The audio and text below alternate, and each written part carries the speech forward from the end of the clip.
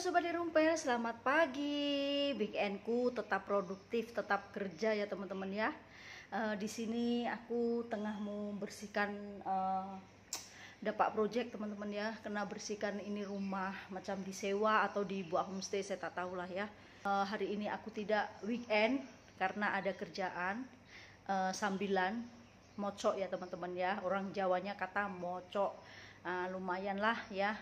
Duit Indonesia 300.000 ya, duit sini 100.000, tak sampai 4 jam ya, seperti itu. Jadi tak sampai setengah hari sudah siap, jadi ambil sajalah daripada di rumah duduk-duduk ya, sebab ini pun tak jauh dari rumah teman-teman ya. Jadi hari ini hari Ahadku nguli teman-teman ya. Mau tahu seperti apa tempatnya? Nah, aku kasih tunjukkan. Ini belum dibersihkan ya. Nah, ini sebelum dibersihkan nih. Ini kalau tak salah disewakan teman-teman. Ini nanti tengok sudah saya bersihkan seperti apa penampakannya, teman-teman nanti boleh lihat. Nah, ini ya, ini kotor ya, tidak berapa kotor lah ya. Oke. Bisa kena rapikan ya teman-teman ya. Nah, seperti. Nah, ini untuk balkoninya teman-teman. Untuk balkoninya sangat kotor. Ini pun saya harus kena siram air teman-teman ya. Satu lagi teman-teman, ada pohon di dalam rumah. Nah, ini Tara aku tunjukkan ya nih. Tara, pohon pokok pun sampai di dalam rumah. Adakah seperti ini teman-teman? Baru aku lihat ya. Nah, dia sampai tumbuh di dalam. Tidak usah beli yang palsu. Ini sudah ada tanaman hiasan ya. Nah, ini pun nanti saya kena jabut ya. Oke. Sekarang tantangan siap dimulai ya. Ini aku di tingkat atas teman-teman ya. Tingkat paling atas, tingkat 6. Cantik kan view dari luar? Mari kita lihat seperti apa Yati mengemas ya.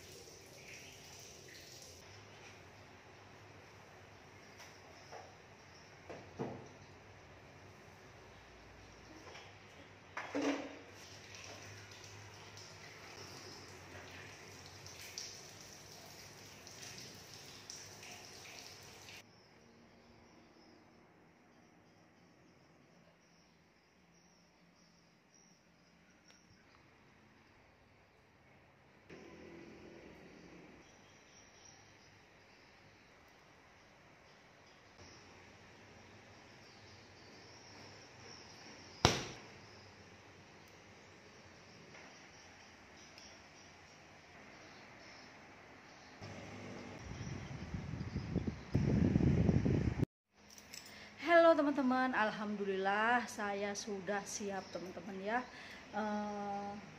Kemas rumah ini pun kalau dianggapkan senang ya tidak senang ya. Ini mau disewakan teman-teman, ini mau disewakan dan lumayan teman-teman kalau kemas ini rumah tak sampai setengah hari ya, paling enggak ya 4 jam paling lama, 4 jam setengah macam tu pun kita sudah mendapatkan duit 100 ringgit duit Malaysia, bermakna duit Indonesia yaitu sekitar 300 ringgit ya, macam tu tergantung kursnya duit lah, naik turunnya duit ya, seperti itu. Jadi macam kemas ini rumah kalau tak terbiasa sangat penat teman-teman, kali bagi saya karena sudah terbiasa jadi ya anggapkan sangat mudah ya. Alhamdulillah saya sudah siap teman-teman ya, sudah habis. Dan biasanya teman-teman suami saya tolong saya ya. Suami saya itu orang yang tidak malu teman-teman, walaupun dia orang Malaysia tapi dia tidak malu, tidak gengsi. Walaupun suami saya itu seorang kerjanya pun boleh tahan ya, dia construction punya, dia seorang QM ya, QC manager.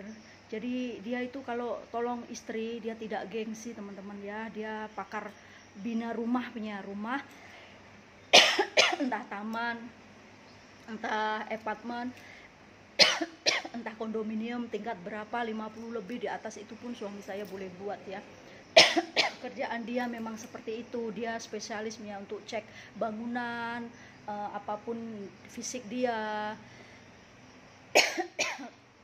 Sorry aku batuk. Pokoknya dari fisik dalaman luarnya semua bangunan suami saya ceknya teman-teman. Jadi dia spesialis, sudah sangat experience punya orang ya. Jadi senang, tak sampai 3 jam kita sudah siap karena 2 orang kerja ya. Pasal saya yang kemas seorang, jadi memerlukan waktu kurang lebih 4 jam macam tu ya. Hari ini suami saya karena tidak bisa ikut mengerjakan ini, karena saya sudah janji, aku ya tak sedap hati ya sama kawan, sudah janji mau kemaskan. Kalau aku tak janji sama dia, mungkin saya boleh ikut suami pergi tengok anak sambung saya, dia tengah beli rumah baru teman-teman ya di Kuala Lumpur sana. Dan suami pergi tengok sana karena anak tidak pandai, macam apa ya, tidak pandai cek mana yang harus kena komplain, mana yang harus tidak sepatutnya dikomplain, seperti itu. Karena kan di Malaysia kalau beli rumah baru itu kalau sudah serah kunci itu pihak owner kena masuk cek mana dinding yang retak, mana yang cantik, mana yang tidak cantik, itu wajib ya, wajib kita komplain, tulis dekat satu paper, nanti dikasihkan sama pemaju ya untuk cek balik yang buat bangunan ini, seperti itu. Kalau di Malaysia sini dikasih jangka 6 bulan untuk komplain apa yang sepatutnya kamu komplain dalam membeli rumah. Nanti saya tunjukkan itu apartemen anak saya, gambar banyak cantik teman-teman.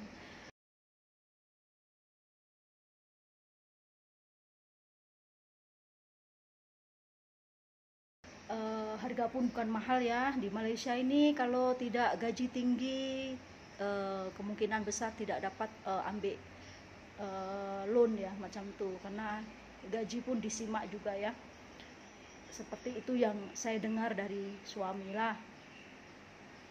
Tapi tak sama dengan Indonesia teman-teman. Itu hari anak saya bulan 2 dia beli satu taman, anak saya juga. Dia baru tahun ini baru beli rumah baru juga, anak saya beli taman. Itu dia punya komplainan, bukan macam di Malaysia 6 bulan teman-teman. Komplainan yang ada di Indonesia itu 1 bulan saja. Jadi sangat pendek ya jangka dia ya. Jadi begitu anak saya serah kunci, anak saya cepat-cepat ceknya, cepat cek semua fisik dalaman luaran, tulis dekat kertas dan ajukan dengan dekat itu pemaju ya yang bina ini rumah, seperti itu. Jadi kena cepat-cepat teman-teman. Tapi tak sama dengan Malaysia. Malaysia dikasih jarak 6 bulan. 6 bulan boleh kita komplain ya, macam itu. Soal harga juga tidak sama ya, Indonesia lebih murah sedikit, kalau di Malaysia memang mahal dia punya rumah ya, seperti itu. Jadi saya sedikit saja tahu, tapi saya tidak begitu pandai. Yang pandai adalah suami saya, sebab dia seorang construction ya.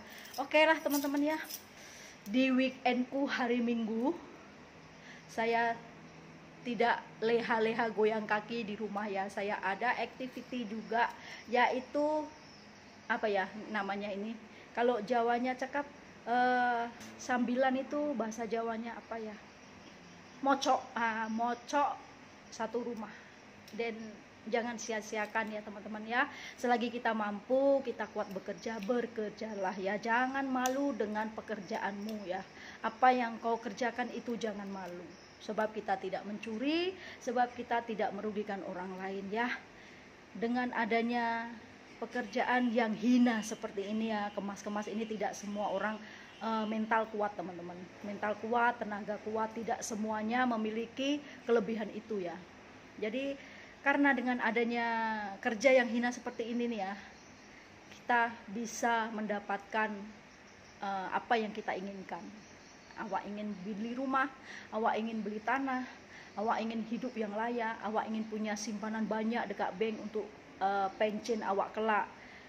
Kalau kita rajin, kita tidak malu, insya Allah bisa tercapai teman-teman ya. Dengan adanya susah macam ini, kita bisa menjadi sukses dan menjadi kaya insya Allah, kalau dengan kita tekad kuat dan rajin, mesti bisa. Saya jamin teman-teman semua, bukan Yati saja, teman-teman semua mesti bisa.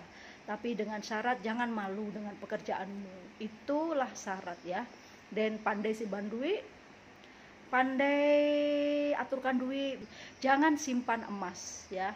Ini suami saya kadang ingatkan saya teman-teman ya, orang mau menyimpan barangan untuk masa depan itu, bagi suami saya prinsip orang Cina ya, saya kasih tahu teman-teman ya, sebab suami saya kan orang Cina, itu jangan simpan emas. Kalau boleh simpan uang, apa teman-teman masuk bank, apa jadikan fixed deposit, apa jadikan tabungan seperti itu, apa beli rumah, beli tanah.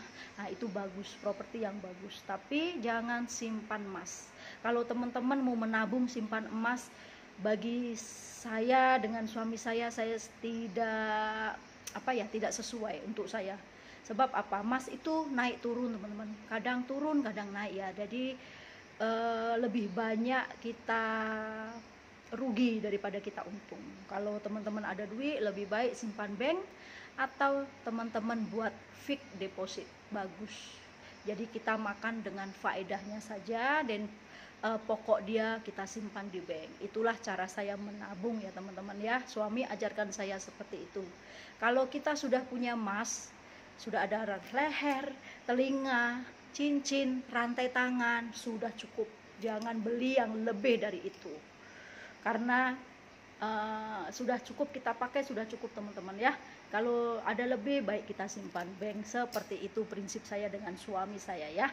Jadi inilah motivasi untuk dari Yati ya, semoga bermanfaat, karena prinsip orang itu tidak sama, beda-beda ya. Jadi ada yang suka simpan emas, ada yang suka simpan properti, macam saya suka simpan tanah atau simpan rumah macam itu teman-teman, atau saya buat itu kos-kosan untuk orang sewa. Saya suka seperti itu, tapi saya tidak suka simpan emas seperti itu ya teman-teman. Lain orang, lain beda ya.